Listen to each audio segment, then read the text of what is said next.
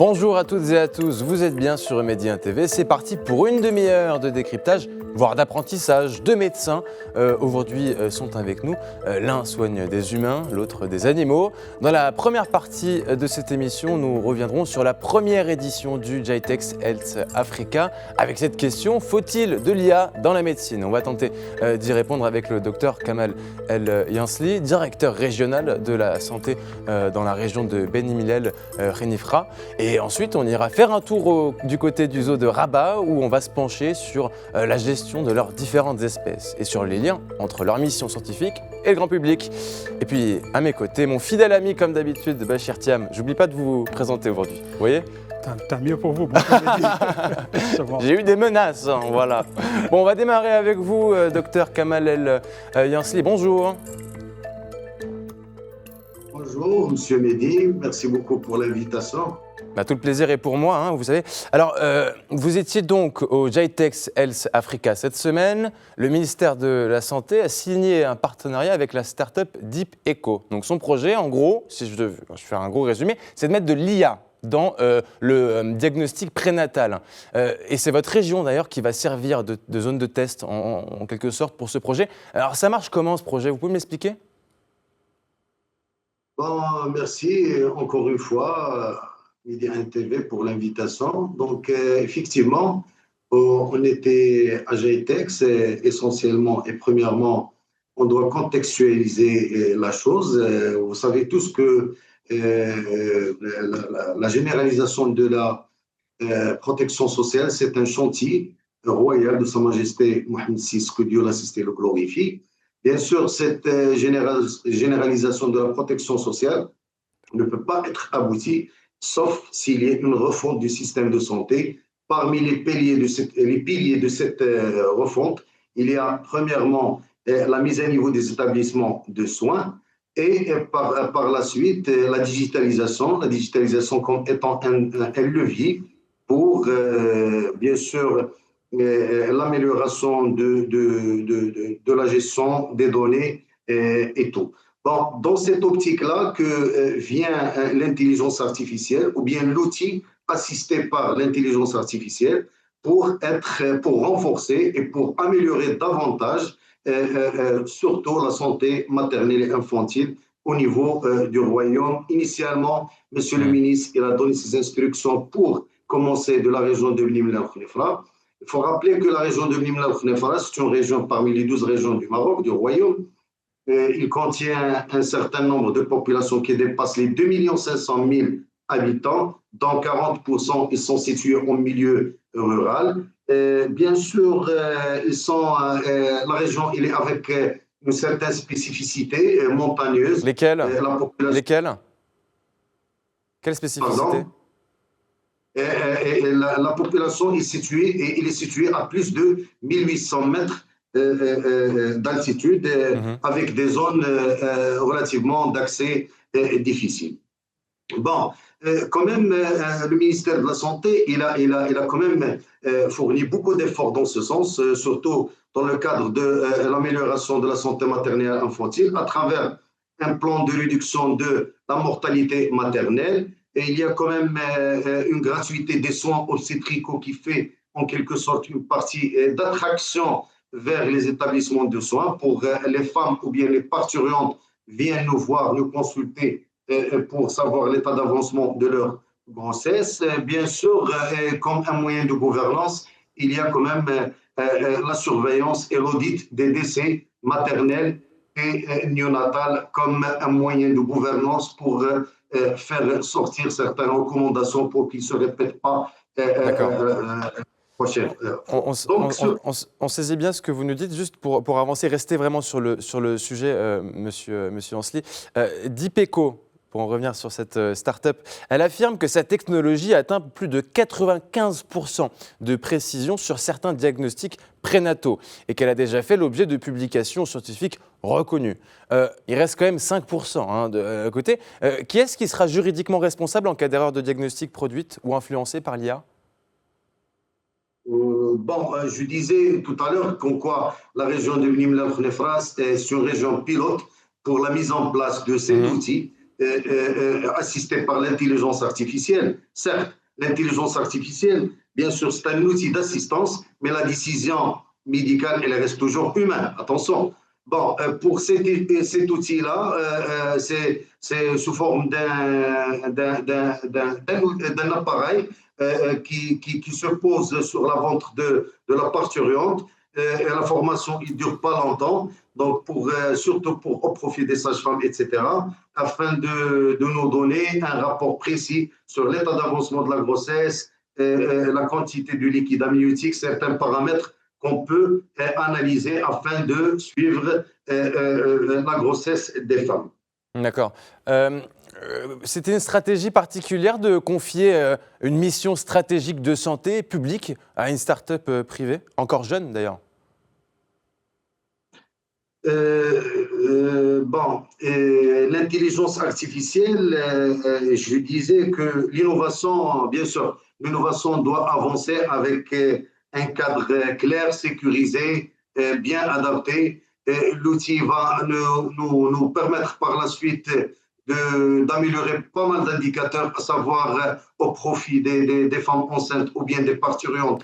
Il va réduire le transfert qui est coûteux sur le plan financier, moins de déplacements vers l'hôpital de référence ou bien hiérarchique le plus proche, au profit des professionnels de santé. On aura quand même bien sûr un lien renforcé avec les médecins spécialistes qui sont situés au niveau de l'hôpital de référence et bien sûr une décision de transfert avec une certaine certitude pour ne pas avoir certaines complications, si je veux dire par la suite, complications obstétricales, et bien sûr, éventuellement, bien évidemment, la valorisation de la sage-femme et des médecins généralistes en monde rural, sachant que la région il est située à 40%, 40% de la région, la population de la région elle est située au monde rural. On a bien saisi votre réponse. Monsieur Lancy, si on pourrait faire des réponses un tout petit peu plus courtes pour qu'on puisse avoir le temps d'aborder évidemment tout le sujet, parce que c'est un vaste sujet lié. D'ailleurs, en parlant de questions, Bachir Thiam, vous en avez une. Oui, j'en ai une, docteur, bonjour. Vous avez beaucoup parlé de confiance accordée à l'IA, justement, par rapport aux médecins que vous êtes. Aujourd'hui, quelle est la confiance, justement, en termes de pourcentage que les médecins marocains, en l'occurrence, pour pouvoir visualiser ça, accordent à cette technologie? Bon, au profit des professionnels de santé, ils ont bien apprécié l'outil parce que ça va leur faciliter beaucoup la tâche. Comme je disais tout à l'heure, la décision, elle reste toujours humaine. Mais cette intelligence ou bien cet outil couplé ou assisté avec l'intelligence artificielle, il va leur faciliter la tâche, il va leur dire est-ce que ces grossesses ils sont normaux ou bien ça nécessite un appui hyper spécialisé vers l'hôpital, comme vous le savez, de référence le plus proche, que ce soit un centre hospitalier provincial ou bien régional, ou bien si ça nécessite universitaire. Est-ce que vous êtes d'accord quand même qu'il faut aussi former les médecins à ces pratiques-là? Parce que bon, ils ne sont pas tous informaticiens ou techniciens de ces outils, non? Bon, comme je disais, la formation, il est délivré au profit des sages-femmes, comme étant l'insuffisance en ressources humaines, notamment en matière des cadres médicaux ou bien médicaux. C'est un problème, comme vous savez, c'est un problème national. Des fois, au monde rural, on ne trouve pas assez de cadres médicaux pour qu'ils puissent travailler dans un endroit éloigné. Donc, la formation il est délivrée aux sages-femmes. Il est très court, de 2 à 3 jours. Donc, parce que l'outil, il suffit de balayer de haut en bas, de droite à gauche. Et il suffit de faire ces gestes-là. Il vous donne un rapport très détaillé pour que vous puissiez par la suite être orienté. Alors, moi, je vais rebondir sur ce que vous dites, parce que c'est très intéressant. Est-ce que l'intelligence artificielle, là, c'est une question presque philosophique, est-ce qu'elle ne risque pas de transformer des médecins qui ont fait des études, quand même, qui ont beaucoup travaillé, on respecte d'ailleurs tous les médecins qui font un travail formidable, c'est important de le dire, est-ce qu'elle ne risque pas de transformer ces médecins en simples validateurs de recommandations faites par un algorithme? On peut se poser cette question, on a le droit de se poser la question. Mais bien sûr, les médecins, ils jouent leur rôle de diagnostic, de traitement. Le Toujours, ils médecin ou sont l'IA? là. Les médecins, je dis les médecins. Mais Mhm. l'IA, il vient actuellement pour aider dans des circonstances là où il n'y a pas de médecins. Donc Oui. là où on trouve un centre de santé qui est non médicalisé, on peut être assisté par cet outil, bien sûr pour assister les parturientes à accoucher Mhm. dans des conditions qui sont sécurisées et saines, bien sûr. Docteur, je ne sais pas si vous êtes bon en philosophie, en tout cas si vous étiez bon en philosophie à l'école. J'ai une autre question un peu philosophique. Jusqu'où peut-on accepter qu'une machine participe à des décisions sur la vie, la mort ou la naissance? En ce qui vous concerne, c'est la naissance. C'est quoi la limite? Bon, aujourd'hui, l'intelligence artificielle n'est plus un sujet théorique. La question est de savoir comment l'intégrer utilement, de manière éthique, sécurisée, adaptée aux besoins réels, bien évidemment, du système de santé et qui dit système de santé au profit de la population, bien sûr. Hmm. Est-ce Bachir Thiam? Docteur, est-ce que vous validez cette étude sur laquelle je suis tombé aussi, qui parle de perspectives d'avenir entre régulation et optimisme, justement, d'un côté la technique, de l'autre le médecin que vous êtes. Les avantages attendus de l'utilisation de l'IA sont clairs, c'est l'amélioration du diagnostic qui tourne autour de 66%, le gain de temps et de soins qui tourne autour de 60% aussi, et réduction des erreurs médicales. Est-ce que vous validez ce genre de statistiques pour nous dire jusqu'où on peut faire confiance à la machine quant à la place qu'elle occupe maintenant dans nos vies de manière générale d'ailleurs? Écoutez, monsieur, tout à l'heure, je n'ai pas dit de corriger les erreurs médicales. J'ai dit que dans certains cas, par exemple, à la région de Bni Mellal, il y a certains endroits communs qui sont situés dans des localités loin, des conditions géographiques assez particulières. Donc, là où il n'y a pas de médecin, le centre, il dispose le centre que des cadres paramédicaux. Là, à ce moment-là, le médecin il n'est pas présent, bien sûr, par force de la chose, parce que le centre n'est pas médicalisé. Là, l'AI ou bien l'intelligence artificielle, il peut assister l'ensemble du personnel, orienter la chose avec tout à fait une validation à distance par les médecins spécialistes qui sont bien sûr, bien évidemment, situés au niveau de l'hôpital de référence. Il ne va pas remplacer bien sûr l'être humain. Merci beaucoup, docteur Kamal Eliansi. Je rappelle que vous êtes le directeur régional de la santé et de la protection sociale, c'est aussi votre travail, de la région de Midi Millel Khénifra. Vous avez bien répondu à nos questions et merci, vous pouvez aussi peut-être être philosophe. Alors arrêtons un instant de parler des humains et parlons maintenant des animaux. Le zoo de Rabat enregistre des naissances sur une 50aine d'espèces. L'occasion rêvée, parce que j'adore les animaux, de parler avec une de ces vétérinaires. Bonjour Ibtissam El Zirani. Bonjour, Ah, vous êtes avec nous. Bon, alors, je vous remercie de m'avoir invité. tout le plaisir est encore une fois pour nous. Bachir est toujours avec moi également.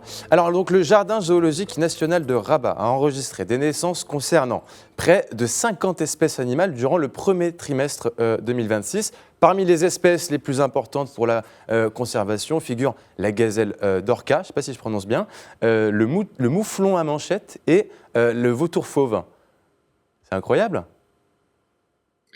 Oui, nous sommes très heureux de ces naissances. C'est une Oui. vraie fierté pour toute l'équipe vétérinaire, techniciens et soigneurs.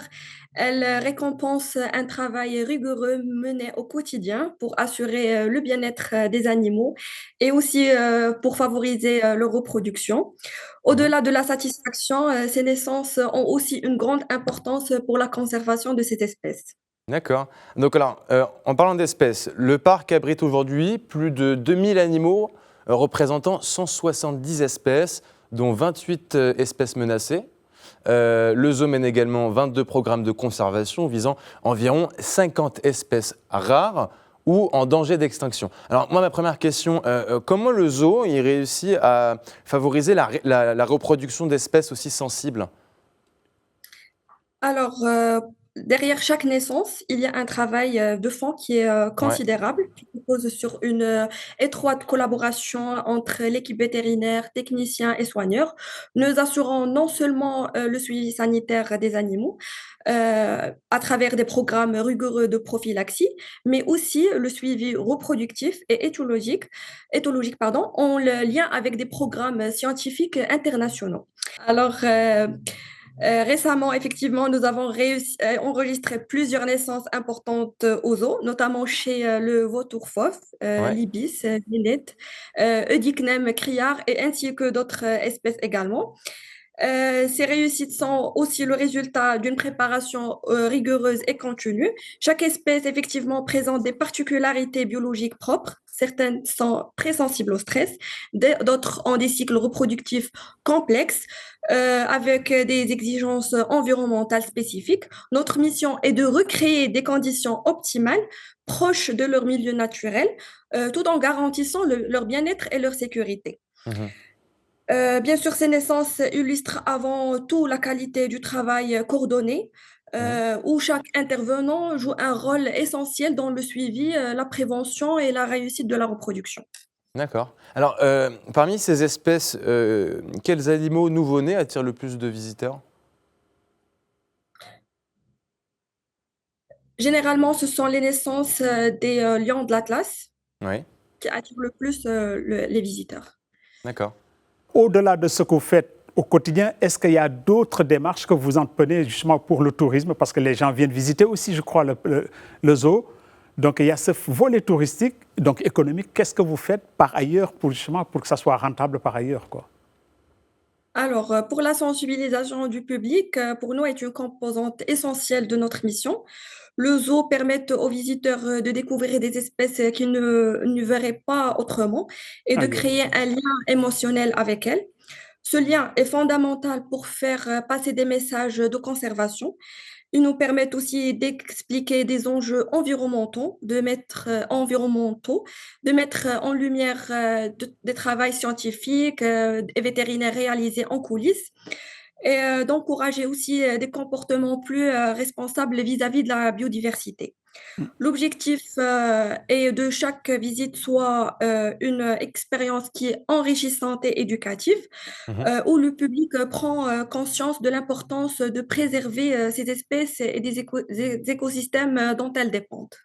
Alors, donc, on va revenir sur les animaux. Bachir Thiep, je disais que votre animal préféré, c'était l'écureuil. Oui, l'écureuil Oui. pour l'épargne que ça suscite. Et puis Voilà. j'adore épargner. De en fait. l'argent, toujours de l'argent. Ouais, c'est ça. Vous êtes quelqu'un de vénal, monsieur, de vénal. Bon, moi, ce qui me concerne, vous savez, c'est les lions. Je les trouve tellement gracieux. Et les loups aussi. Bon, on s'en fiche. On va revenir. D'ailleurs, vous, c'est quoi votre animal préféré, petit Sam? Ce sont Si les vous lions devez- d'Atlas. C'est le lion de l'Atlas. Bon, qui représente un peu le Maroc, d'une certaine manière. Oui. Vous êtes quelqu'un de... C'est du chauvinisme. Alors, justement, parmi les espèces qui sont les plus, comment dire, les plus appréciées par le public, vous disiez justement que c'était les lionceaux, en tout cas au niveau des naissances, mais de manière générale, quand les gens arrivent dans le zoo, ils vont courir vers quel coin, ils vont voir quels animaux, comment ça se passe là-bas? Ils vont courir chez le lion de l'Atlas. C'est Ouais. un animal phare chez le zoo. Donc, c'est l'animal le plus visité ici au zoo Ouais, de Jardin zoologique de Rabat. Et puis je pense que c'est l'emblème aussi du Maroc, quoi. bien C'est sûr. ça qu'il faut dire, je pense que c'est l'emblème du Maroc, donc forcément ça attire beaucoup plus. Et j'imagine aussi que c'est ouvert plus encore pour les enfants des écoles, pour qu'ils viennent visiter, pour les sensibiliser. Je pense qu'il y a une composante de sensibilisation qui est importante dans votre démarche et que ça m'amène à vous demander quelle est aujourd'hui la valeur que vous mettez pour le bien-être de ces animaux-là. Alors, aujourd'hui, le zoo ne se limite plus à l'exposition des animaux. Il joue un rôle central dans la conservation de la biodiversité. Nous participons activement à des programmes d'élevage visant à préserver des espèces menacées comme l'ibis, classées en danger critique d'extinction, ou encore le lion de l'Atlas, une sous-espèce qui est emblématique aujourd'hui disparue à l'état sauvage. L'objectif est de maintenir des populations viables avec une diversité génétique suffisante et de contribuer à des programmes de conservation internationaux. Les naissances que nous avons enregistrées récemment s'inscrivent pleinement dans cette démarche. Nous contribuons également à la recherche scientifique, ce qui permet de mieux comprendre ces espèces et de mieux les protéger, aussi bien en captivité qu'à l'état sauvage. D'accord. Bon, bah, merci beaucoup en tout cas Ibtissam El Zirani, médecin vétérinaire aux eaux de Rabat, de nous avoir donné quelques précisions. On va passer un petit coup aux eaux de Rabat évidemment pour voir vos différentes espèces, parce que moi ça me passionne. Pourquoi pas faire aussi quelques images.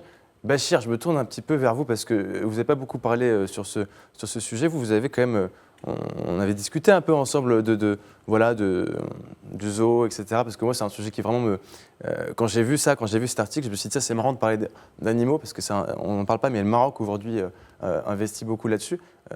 En tant qu'homme, c'est quoi vos souvenirs, vous Oui, au-delà de ça, parce qu'elle parlait justement, la vétérinaire parlait justement de recherche scientifique. Moi, j'aurais aimé qu'on aborde aussi ce sujet pour dire comment est-ce que ce genre de lieu est relié vraiment à la vie de tous les jours, en l'occurrence à la formation des jeunes Marocains et d'autres qui sont là, qui sont dans le cursus universitaire et des écoles supérieures surtout. Il y a quand même une sorte de relation qui est établie entre les écoles de vétérinaires de formation, généralement, et ces parcs-là, ces parcs animaliers, qui font qu'il y a des va-et-vient entre chercheurs scientifiques et vétérinaires qui sont sur le terrain. Et au-delà de ça, c'est ouvert aujourd'hui au public, au grand public, parce que ça, quand même, ça participe aussi de l'éducation des enfants, des jeunes. Elle a dit que ça nous amenait aussi à humaniser l'homme par rapport à ces animaux-là qu'on maltraitait souvent. Et aujourd'hui, la maltraitance de l'animal est considérée quand même comme presque un crime. Mais surtout qu'on le sait qu'au Maroc, il y a énormément... Alors, ne venant pas du Maroc au départ, j'arrive moi dans ce pays et je me rends compte qu'il y a énormément de chats, de chiens, etc. C'est-à-dire que la présence de lieux comme ça, avec un véritable travail autour des animaux, ça éduque les enfants aussi au respect des différentes espèces, bien sûr. Il y a aussi le dernier volet, peut-être si vous permettez, c'est l'impact économique aussi de ce genre de lieu, parce que finalement, c'est un lieu à visiter. Et les écoles y vont, peut-être c'est gratuitement qu'ils y vont, mais les autres populations qui se déplacent payent un petit ticket pour aller voir. Donc ça participe aussi de l'économie, en tout cas l'économie de ce lieu-là, et tout autour certainement. Bon, moi qui ai visité ça 2 fois, je sais que tout de suite, il y a de petits commerces qui commencent à se créer autour, et ça permet à tout le monde d'y accéder et donc de dépenser aussi de manière peut-être touristique à petit budget. Bon, vous savez quoi, Bachir Thiam, je vais vous inviter au zoo. Très prochainement au zoo de Rabat, on va s'y voir. Et puis vous aussi, très chers téléspectateurs, si vous avez envie d'y aller, peut-être qu'on va s'y croiser. C'est déjà la fin de cette émission. Merci d'avoir été avec nous. L'info continue sur Média TV.